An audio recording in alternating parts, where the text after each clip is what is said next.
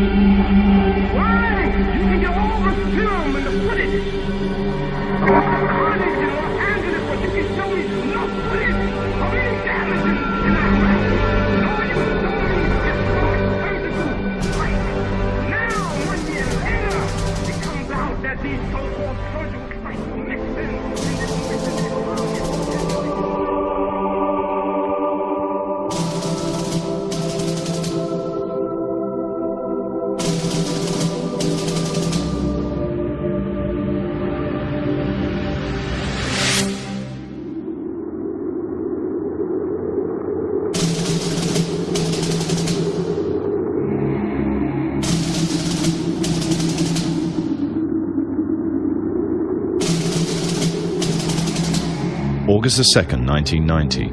Saddam Hussein's forces crashed through the defences of oil-rich Kuwait. In fear of an Iraqi invasion into Saudi Arabia, the United States and her coalition allies poured into the Arabian Peninsula to form a deterrent that would be known as Desert Shield.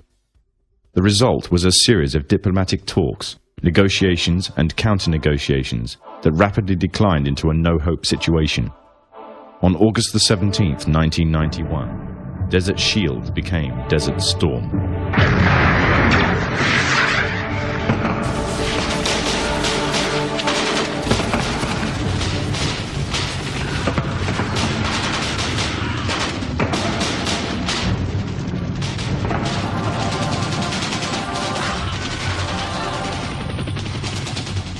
The conflict was witnessed by millions through the eye of CNN and the BBC, showing propaganda of the systematic eradication of Saddam's forces by a coalition far superior in technological, political, and economic power. However, what was little known was that from the outset the war was engineered, controlled, and manipulated by an elite group. A group which had created the illusion of a man with power, at the head of a million-strong army, on the verge of going nuclear. A man who had gained control over 1/5 of the world's oil overnight. However, in reality, he was merely a pawn, in amongst many pawns, just a puppet in a grand master plan, with the Gulf War as a well-orchestrated stepping stone. The orchestrators of the war were by no means strangers to controlling major world events. In fact, they have done so for centuries. From the shadows, they have engineered every major war, revolution, and recession. They control everything you read, everything you hear, and everything you see. They have managed to indoctrinate an entire populace to their way of thinking, and have infiltrated key positions in places of authority. And it is from the shadows that they have created a new political order, a new economic order, and more sinister, a new religious order. Their ultimate aim is total global domination, and they will stop at nothing to reach their goal. The goal that was outlined in a speech given by former President of the United States, George Bush. What is at stake is more than one small country. It is a big idea, a new world order.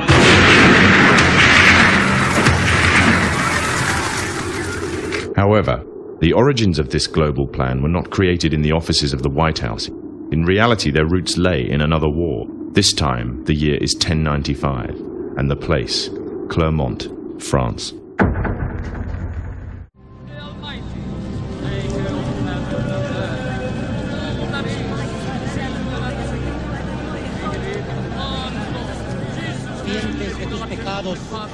En el nombre del Padre, del Hijo y del Espíritu Santo.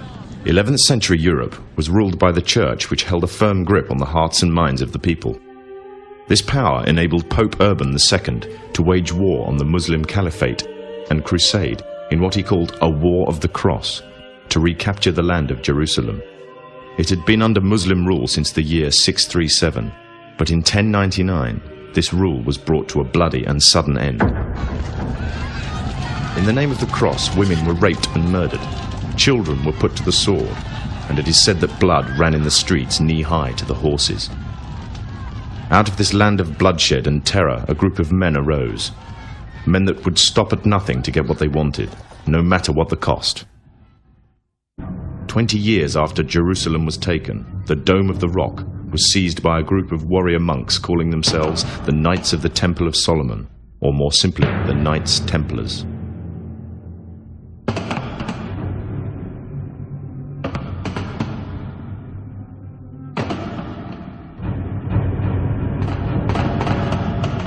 In Jerusalem, the Templars began to deviate further and further away from the practices of Christianity. They learnt the secret arts of the Kabbalah, an ancient form of Jewish magic, along with its dark rites and rituals. The Jews had learnt the arts from the pagans of ancient Egypt during the times of enslavement to the Pharaoh, and developed them into Babylon at the time of Nebuchadnezzar. In 1307, King Philippe of France arrested them for charges of denial of Christ, homosexuality, and idol worship, as well as magic. In 1314, Pope Clement V declared all Templars as heretics to Christianity, ordering all their properties to be seized. Their leader, Jacques de Molay, was captured and burnt to the stake. The Templars were cornered, and just when it seemed they were finished forever, a glimmer of hope arose from a seemingly certain end. They were to find a safe haven as well as an ally. But not in France. In fact, in a country in a desperate struggle for independence against the English, the country of Scotland.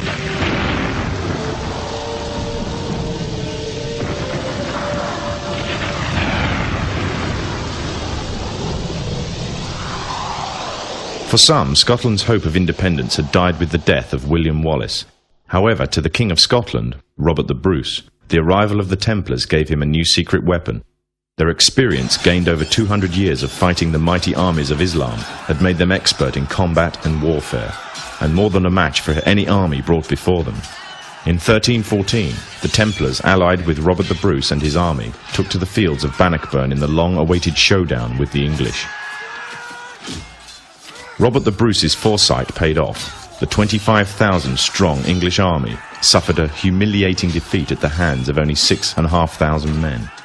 The dream of an independent Scotland had finally been achieved. The Templars had brought themselves back from the brink of destruction, and never again would they allow themselves to be destroyed. This time they would control the country by controlling its kings, and in order to preserve their secret order, the Templars would have to die, or more precisely, the name would have to die. The Templars, who had escaped Europe, were finally laid to rest in Roslin Chapel, Scotland, which stands to this day as sign of their presence in Britain. Their descendants became the true power of Scotland. In 1603, the death of Queen Elizabeth I left England without an heir to the throne. By virtue of descent, King James V of Scotland became King of England. In doing so, Scotland and England joined to form a new kingdom, and the power that the Templars held over Scotland spread to give them a firm grip on the whole of Great Britain. For over 100 years, the Templars concealed their activities, fading into the background until they were little known and little remembered. However, they did not cease to keep a firm grip on Britain. All the time they were planning, regrouping, and infiltrating positions of power in all corners of the kingdom. In 1717, the Templars made their reappearance in Europe. They had grown in both number and strength, and were now ready to coin a new identity, free from their reputation of the past, and given credibility by none other than the monarchy and aristocracy of England. And the name they chose for themselves was a name that would be known by many, but understood by a few. This new name, the Freemasons. The new identity and the grandeur of its members afforded the Masons with respect and dignity. The first royal member of the Freemasons was Frederick, Prince of Wales. The latest members include Prince Philip, the Duke of Edinburgh, and consort to the current Queen of England, Elizabeth II, who herself is a grand patron to the Masons. However, behind closed doors, the Freemasons were free to indulge in the secret rites and rituals handed down to them by their ancestors, and these became the basis of their levels of membership, called degrees. The Freemasons were not content with power in Britain alone. Their ambitions were far greater. In the years to come, the world would witness Europe and America being plagued by wars and revolutions, each more devastating than the other. However, these would not be as commonly believed, the spontaneous effects of a downtrodden people, but in fact schemes created by the exclusive few driven by hunger for absolute power. All this would take place from the very country from which they had fled centuries earlier, and would become the base for their global domination.